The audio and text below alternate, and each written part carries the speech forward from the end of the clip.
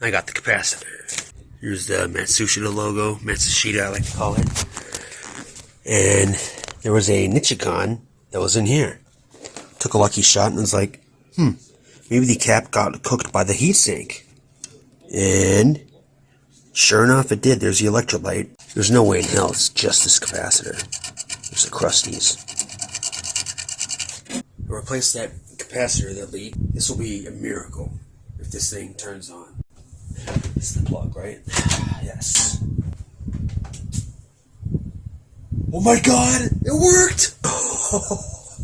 That one capacitor? Are you kidding me? The CRT guides awarded me with the easiest fix ever. It was by a heatsink, and you know, the heatsink gets hot, dries out the electrolyte, or does something else and makes it leak.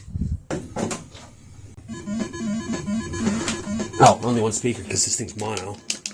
It looks good though. I don't know why, because the convergence assembly was just loose on the neck of the tube.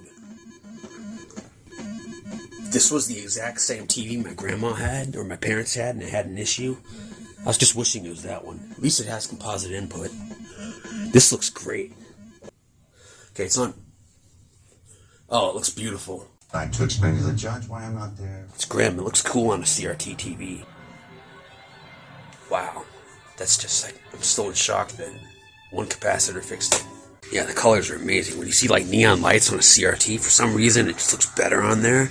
Good looking set.